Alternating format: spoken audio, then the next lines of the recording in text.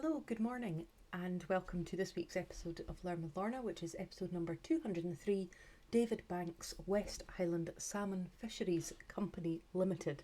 A long title. We're looking at Banks Fishing, salmon fisheries in Skye. My name is Lorna McGinn. I'm the Community Engagement Officer with the Highland Archive Service, which has 4 archive centres in the Highlands of Scotland, in Inverness, Fort William, Portree and Wick. This series is brought to you by High Life Highland at no cost to the viewer. High Life Highland's a charity registered in Scotland, and there is no payment or subscription required to take part in this series of events. But if you're able to donate towards our work and allow us to continue doing this and all sorts of other things, then we're very grateful for that. So this week is pre-recorded as I'm on leave, and my sincere apologies for not flagging that at the end of the Granton episode. Also, I've said good morning, but as you can probably see behind me, I'm recording this late in the afternoon. This week, looking at a collection held at the Skye and Lochael Archive Centre, the papers of David Banks, West Highland Salmon Fisheries Company Limited. So my sincere thanks to my colleague Catherine for her notes for this episode. As I've said in the 200th episode, when I'm doing these ones that are specific to area offices other than the one in Inverness where I'm based, I'm hugely indebted to my colleagues doing some research for me, so thank you to Catherine for this one. So the Banks Salmon Fishing Collection is made up of business papers, records of catches and correspondence. There's also a fantastic collection of photographs which can be found on Ambala. These show the various salmon stations, fishermen unloading the catches, taking fish out of the water, repairing nets, and loads of other aspects of the life and work of the salmon fishing industry. They're really lovely photographs and some nice ones of the men on the boats. Many of them are named as well, so please do go over to Ambala at the end of this and have a look at some of these Banks pictures. Now, James Banks and Son started in 1831 as a rope and twine manufacturer and vendor. And from this they went on to make and sell fishing nets, and then the family to this day continue to maintain a shop in Perth selling tents, camping equipment and canvas products. They lay claim to being one of Scotland's oldest retail businesses that are still in the same family hands. Quite some claim. But we're going to come forward in time from 1831. Now, James Banks, son of David Banks, who was the rope and twine manufacturer, was born in 1899. And in 1928 he married Jane Lumsden Ventners, daughter of Andrew Ventners, licensed grocer in Falkland. James was the son, as I say, of David Banks and his wife Christina Clark. And the family came to live in Skye in 1944, with the family being based at Bayfield, right next to Portree's net drying and repairing green. And there are some beautiful pictures of this on Ambala, as I said, of that net repair. Now, salmon fishing rights in the north of Skye had been leased out to commercial fishing interests since the 1850s, with the first major lessee being the firm established by Joseph Johnson of Montrose. And in 1944, James Banks and Son of Perth bought the sea salmon fishing lease for the Kilmuir Estates in Skye from A. Powrie and Co. and formed the West Highland Salmon Fisheries Company Limited.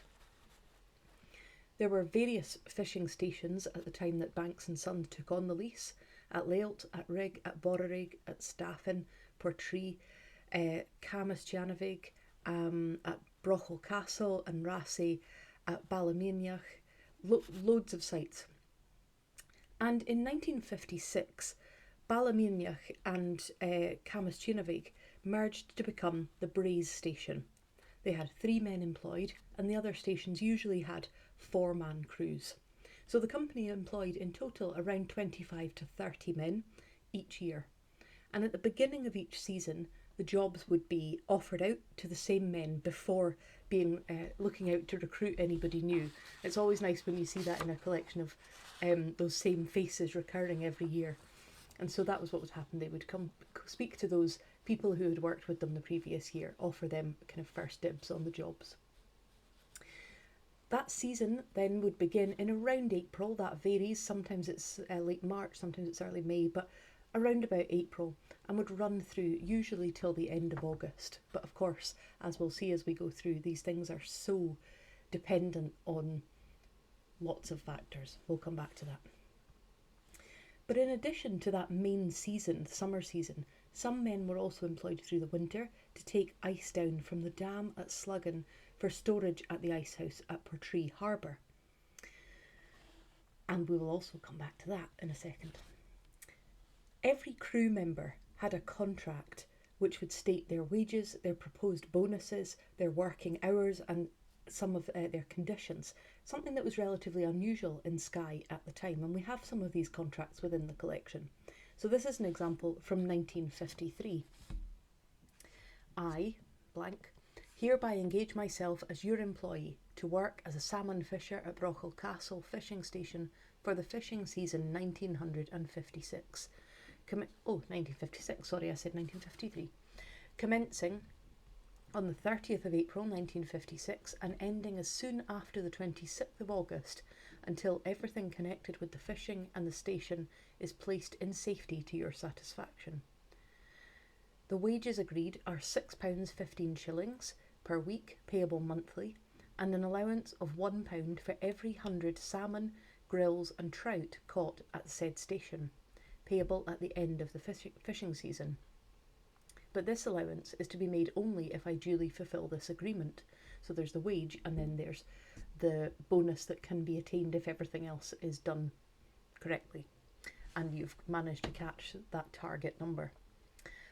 I am to obey you and your overseers or foreman's orders and to conduct myself in a steady, sober and respectable manner, regularly to attend all kinds of work necessary for carrying on the fishing at all times when required.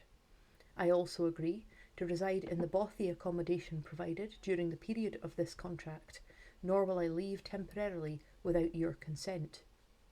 I also promise to help in keeping the bothy in a clean and sanitary condition to your satisfaction, and I agree that on my failure to perform this agreement, you shall have the power to dismiss me, and I will forfeit the allowance of £1 per 100 fish caught at the said station. Now, that contract there referenced bothy accommodation that the person, the man who's filling out this, would live in. That wasn't always necessary because sometimes the men would be based at stations near their houses. But I found it really interesting just to read that expectation of here's your wages, here's your bonus. You will be reliable and steady and sober, and you will sleep where in the bothy accommodation that we've provided for you, that you will keep it clean and sanitary, and also that he's saying there that he won't leave even temporarily without the business's consent. And as part of the arrangement, not mentioned in that particular contract, but it would have been, was that the men were also provided with oilskins and boots. So it's quite interesting that they got this detailed contract, the bonus, so that their written agreement, plus this bonus, also plus the equipment that they would need to wear.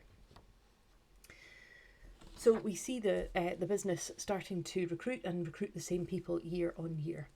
And there are papers within the collection that illustrate those contract details, as I say, but also the offers of work that would go out to these regular employees. So this is an example from 18th of February 1956, so the same year. So this is someone offering re-engagement for the coming season. We appreciate the rise of the cost of living, and we have been discussing all winter about adopting a scheme to pay fish money, both as an incentive and to add a little to the basic wage. We are going to pay £1 for every 100 fish and include the trout as well. Taking the average catches over the years, we reckon that this would give you 5 to 7 shillings per week extra.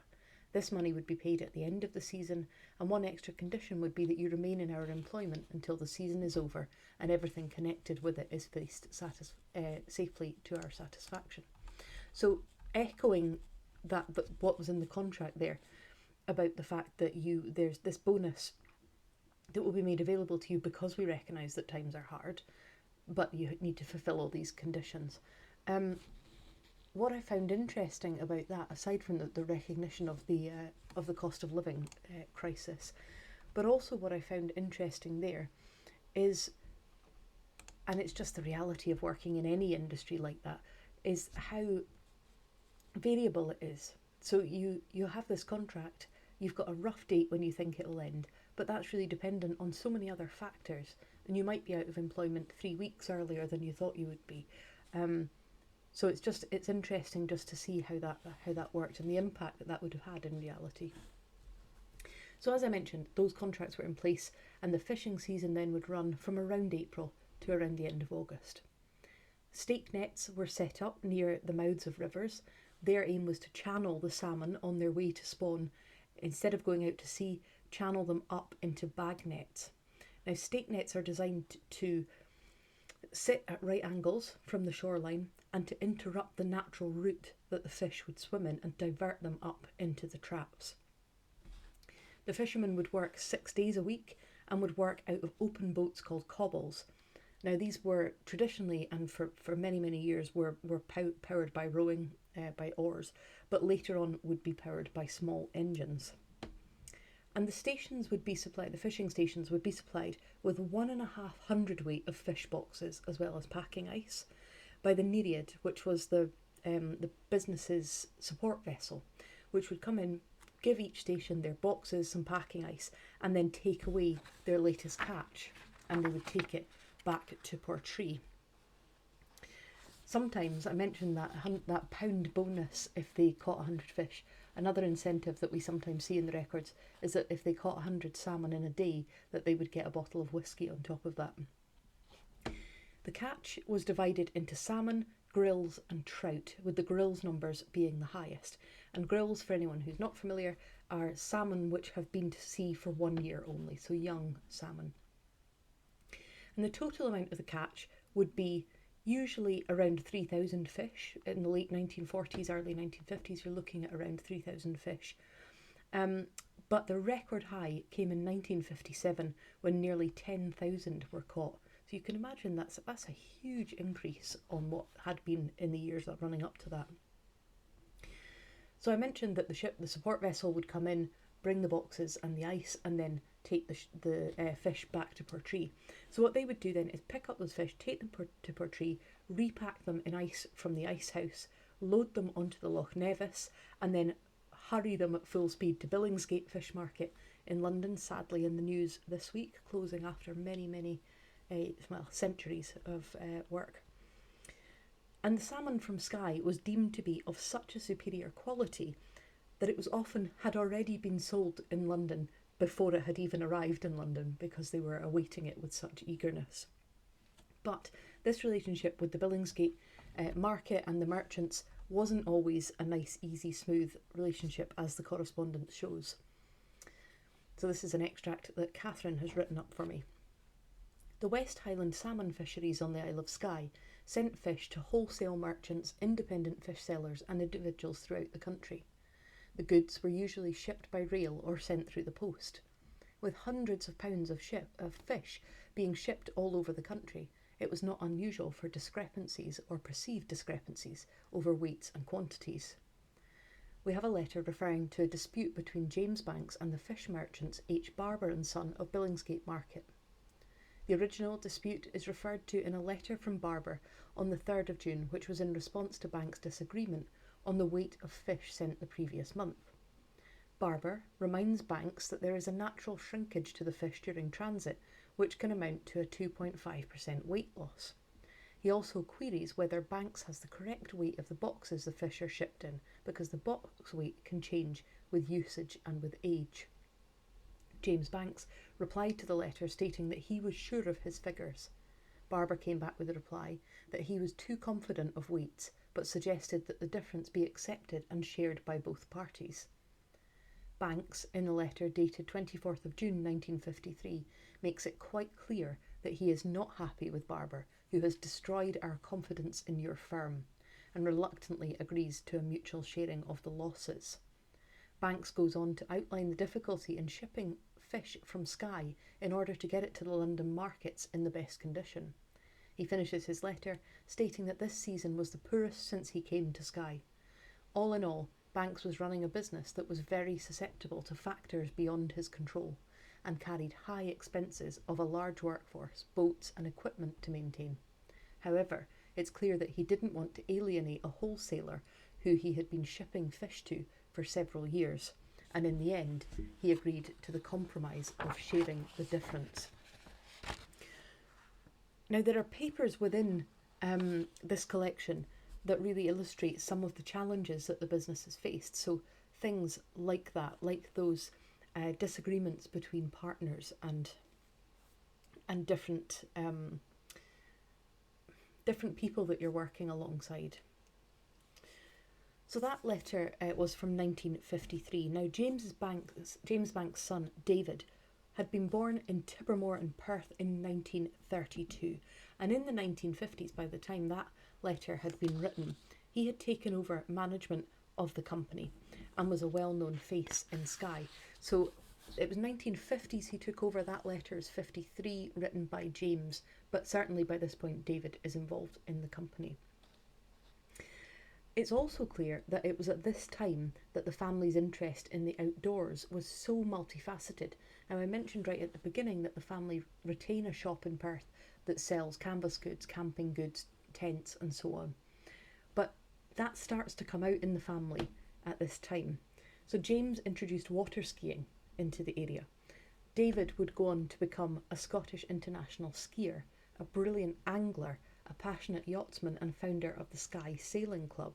And when I looked into the current family business, I could see that has continued to today, of these interests in sporting activities and skill and ability at them. But David's involvement in the business stems from way before his adult years. Because, as I've mentioned, much of the salmon fishing work was done during the summer months, as a young lad, David would spend many of his school holidays supporting his dad, mucking in and helping with the family business. And when he left school in 1915, when he left school at 15 in 1950, he joined the company full time. And Catherine told me that as the boss's son, David was sometimes sent down the pit. Now, I said to you that I would come back and talk a little bit more about the ice house. Well, listen to this, it's quite horrendous. Being sent down the pit, it's nothing to do with coal mines. It meant that along with another worker, David had to shin down a rope from the Bank Street gable end of the ice house, through the chute that was used for pouring the freshly cut blocks of ice into the ice house out of the lorry. So they would be in this contained ice house, at the bottom of it, spreading out the ice. It's having come down it the chute on a rope. Now, it sounds grim and cold and awful to me, and like the sort of thing that would make my hands go white and sore. But it was particularly bad on one occasion, as the West Highland Free Press would recall years later. On one occasion, the lorry discharged its cargo of ice too quickly down the chute. The ice blocks jammed the opening for the chute. For David and his workmate inside, there was no way out but up. But up was sealed off by ice blocks. Since the ice was piled up near the road level, there was only a limited air supply.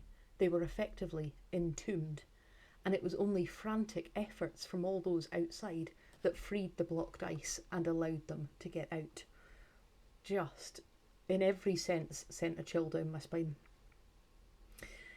Now, in a little link back to the episode a couple of weeks ago, by 1952, the hydroelectric board, all those dams that had been installed, the hydroelectric schemes meant that electricity could be supplied from store lochs, which meant that an ice-making plant could be installed for banks to freeze and pack their salmon to send to the London markets.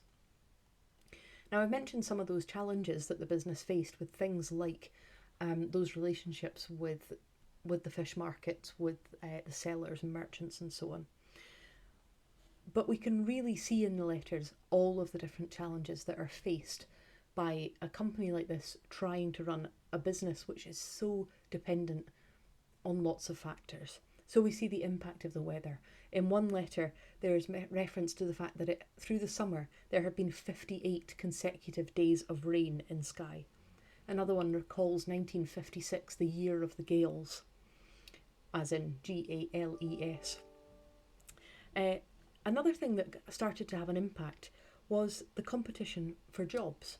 So particularly as other opportunities started to arise and other industries started to become prevalent, people had more choice than just going back to work in the salmon fishing that again for the next year. So the forestry started to offer jobs. There was a lot of infrastructure, things like construction of the pier on Raasay, the Storlochs hydroelectric power station, the Portree sawmill, the diatomite industry. All of these started to be alternatives that people could work in. So sometimes there are challenges around finding the right men for the jobs. And then, of course, things like global conflict play a huge role in a business like this. So World War II, of course, brings a huge number of challenges, but later the Suez Crisis, which would again lead to a fuel rationing. And letters like this illustrate that, about trying to find the right people for the jobs and trying to negotiate some of these challenges. This is one of the letters. I received your letter today and was pleased to hear that the old crew are coming back this season again. Since I wrote to you last, I have started work for the diatomite. It's not much of a job, it's too dirty. I see from your letter that you're thinking of getting a motor cobble for Raasay. Well, I think that would be a good idea, as theirs is a good anchorage, and we could work up as far as Halig. So if you can manage to get the gear and the motor, then I'm quite willing to try the experiment. And as you say about getting an extra man ashore, I don't think I would need him, as I would have to be at sea myself, as the other boys don't know how to work nets with the motor. So that's them obviously writing to someone who has regularly worked for them, but who's going, well, I've actually started working for the diatomite industry since then. But there's been this change, there's been a development in the technology and what we could use, and yes, I'll come back because some of the others won't know yet how to use that kind of skill. Now, I mentioned the impact of the hydroelectric schemes, particularly on the movement of men to other employment. But the hydroelectric schemes also caused other challenges to Banks Fishing Company, including run-ins with those men working on the hydroelectric scheme. In late 1948, Banks wrote a letter saying, "We have already had trouble when they tried to gate crash a heavy machine from their landing craft on top of our railway at the Bayfield Slip."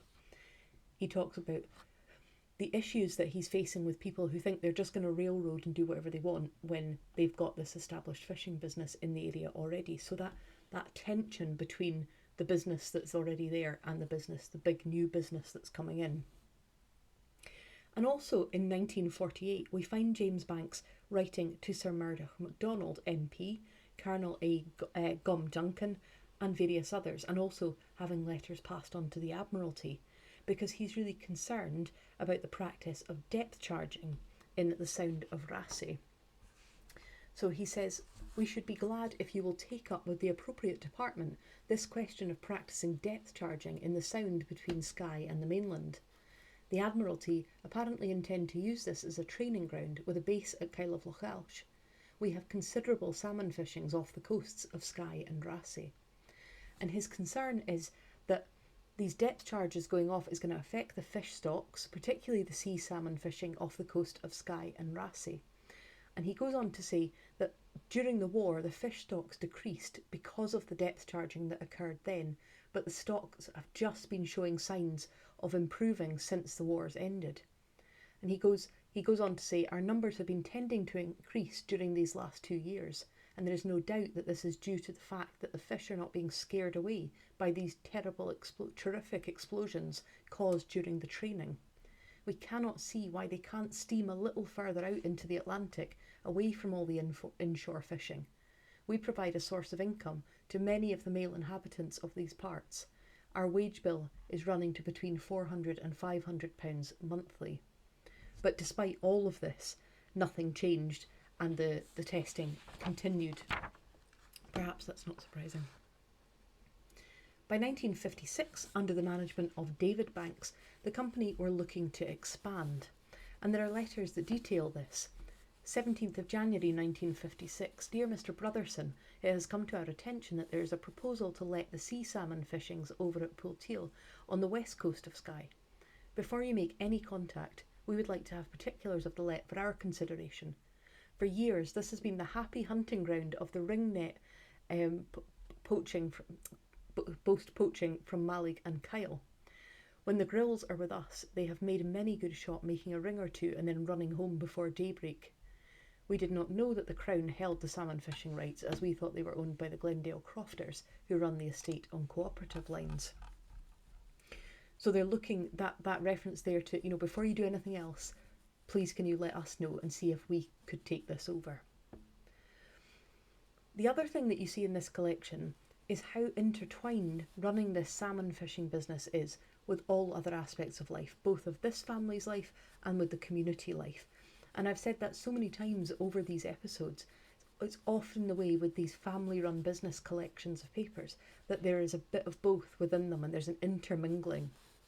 So, for instance, 21st of January 1956, in a letter to Donald Mackay, "Dear Donald, I'll be making a start at the net making and the other preparations in Portree on Monday the 2nd of April. We shall be glad to hear that you will be along to give us a hand on that date. Wages and conditions of employment will be the same as last year. Boots and oilskins will be provided. We do not know what you are going to do about the work on your croft. You will have finished before we start. You can get a day or two off in April.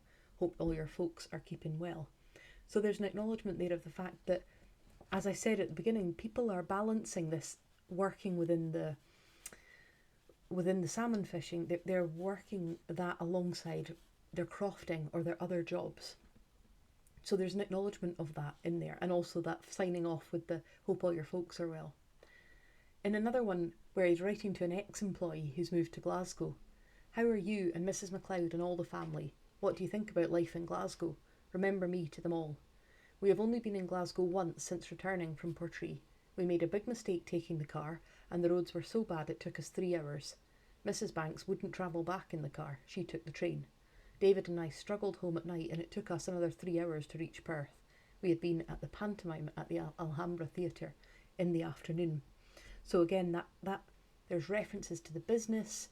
There are friendships made by people with people who've worked in the business, and that's overlaying and intertwining with island life, the lives of friendships that have been that have developed.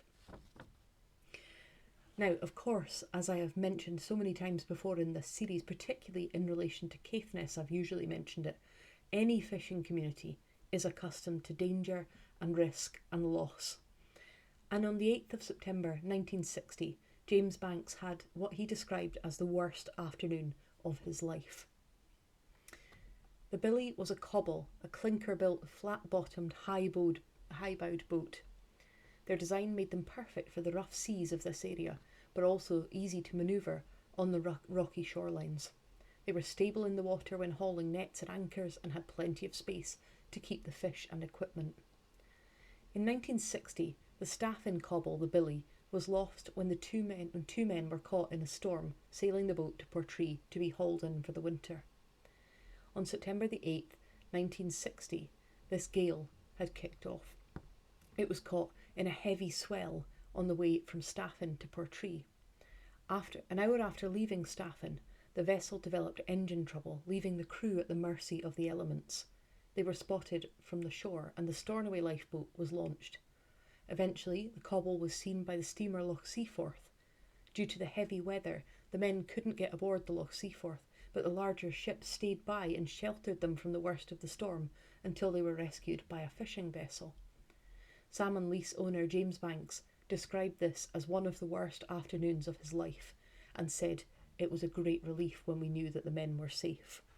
And you can imagine how awful that would have been, waiting to see what was going to happen and if they could rescue them in time.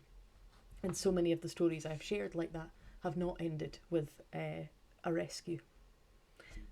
So weather causes problems to a business like this, as do wars and as do disputes with business partners and neighbours, but also other wildlife. So we see within this collection, in 1948, a report sent to the Inspector of Salmon Fisheries records some of the problems that Banks had faced in the salmon fishing that year. Basking sharks, seals and otters have all impacted the business. Fish were fairly plentiful, but suddenly disappeared during the 3rd week of July. After that, until the end of the season, very few fish were taken. and they were a grand class of fish. Numbers were about equal to the season of 1947. Basking sharks caused some damage during 1 week in July. Seals and otters were troublesome throughout the season as usual. Poaching was not quite as bad as 1947. The authorities had certainly come down on the most notorious and barefaced of the poachers.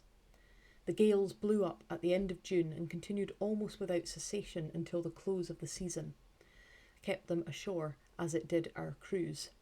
Rain was plenty, although fortunately without flood, but the gales were terrific. One only died down long enough to spin jib. It did not matter in which direction the wind blew, it was of gale force. Many nets were damaged. And you really get a sense in that letter of in that report, what this business is facing. They're recruiting people, they're going out to the salmon fishing for the season, but they are battling with the elements. They are, fair enough, they're competing with wildlife to catch the fish. That doesn't matter which direction the wind blew, it was of gale force, and the nets were damaged. And the records for each station each year really show that change in aquaculture. So in 1951, these records of the catch include notes made by Banks about the weather conditions. He'll say things like pouring rain, high winds, and at the end of the season of 1961, never experienced anything like this.